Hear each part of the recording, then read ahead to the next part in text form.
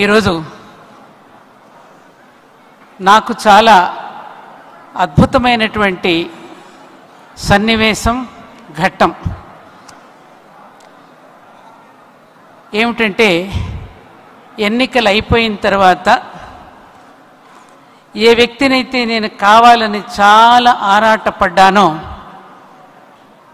ఆ మహావ్యక్తిని, ఆ ధైర్యశాలిని, ఆ ధీశాలిని ఇక్కడ చూడగలగడం నా అదృష్టంగా భావిస్తూ నాకు ఈ అవకాశం కల్పించినటువంటి గట్టిగా నిర్ణయం తీసుకున్నటువంటి జట్టి కుసుమకుమారి గారికి నేను ధన్యవాదపూర్వక నమస్కారాలు తెలియచేసుకుంటూ వేదిక మీద ఉన్నటువంటి యోధానుయోధులు, మహానుభావులు, ఆదరణీయులు, నాకంటే వయసులో ఉన్నటువంటి పెద్దవాళ్ళు, పూజ్యులు అందరికీ రేపటి గురు పౌర్ణమి సందర్భంగా శుభాకాంక్షల్ని తెలియచేసుకుంటూ నా ఎదురుగా కూర్చున్నటువంటి నాకంటే వయసులో పెద్దవాళ్ళైనటువంటి బాబాయిలకి, పెదనాన్నలకి, అన్నయ్యలకి, తమ్ముళ్ళకి, మేనల్లుళ్ళకి, మేనగోడళ్ళకి అందరికీ మరోసారి నా శుభాకాంక్షల్ని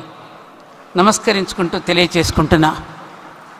కళ్ళల్లో ఆనంద భాష్పాలు వస్తున్నాయి. మన పెద్దలు మనకు నేర్పించినటువంటి గొప్ప సంస్కృతి ఇంటి ఆడబడుచుకి గౌరవం ఇవ్వడం. ఇంతమంది వేదిక మీద ఒక్క ఆడబడుచును కూర్చోబెట్టి దీపం వెలిగించి అవకాశం ఇచ్చారు అంటే అది నా పుట్టింటి వారు నాకు ఇచ్చినటువంటి గౌరవంగా భావిస్తూ మరోసారి అందరికీ చేతులెత్తి నమస్కరిస్తూ ఉన్నా. ఇందాకే కుసుమకుమార్ గారు అనేక విషయాలు చెప్పారు.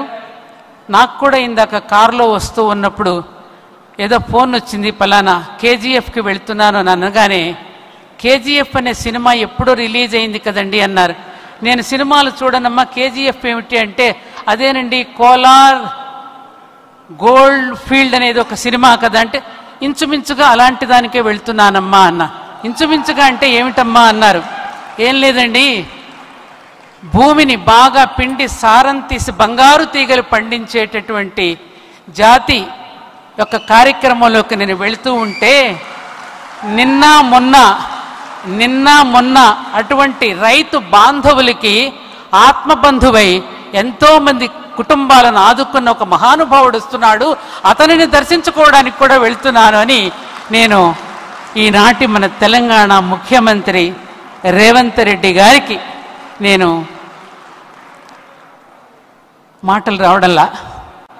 ఎందుకంటే అంతకుముందు ప్రతిరోజు చాగంటి కోటేశ్వరరావు గారు, గరికపాటి నరసింహారావు గారు ఉపన్యాసాలు రాత్రిపూట వింటూ ఉండేదాన్ని. చాలామంది మిత్రులతో కూడా అన్నాను, ఇది అతిశయోక్తి కాదు. ఈ మధ్య నా ప్రసంగాల కంటే కూడా నేను మన ముఖ్యమంత్రి రేవంత్ రెడ్డి గారి అసెంబ్లీలో ప్రసంగాలు వింటూ ఉంటే చాలా చాలా ఆనందపడుతున్నాను అని నేను గర్వంగా చెప్పుకున్నాను. నాన్న, ఇది నేను అతిశయోక్తి కాదు, అభినందనలు, ప్రేమాశీస్సులు. ఎందుకంటే ఒక పేపర్ చూడకుండా ఎక్కడెక్కడో అంశాలను తాను గుర్తుపెట్టుకుంటూ మాట్లాడే తీరు, స్పాంటేనియస్గా ప్రెస్ వాళ్ళు అడిగేటప్పుడు తను సమాధానాలు చెప్పేటటువంటి వైనం నాకు చాలా ఆశ్చర్యాన్ని, ముచ్చటని కలిగించింది. అటువంటి రేవంత్ రెడ్డి గారు, వారి పక్కనే సోదరులు కోమటిరెడ్డి గారు ఇత్యాదులందరూ కూడా ఆసీనులై ఉన్నారు. కాబట్టి ఇవాళ మనది ఇది కమ్మ గ్లోబల్ ఫెడరేషనే కాదు. కమ్మ అనేటటువంటిది ఒకే ఒక్క ముక్కలో నేను ముగిస్తాను.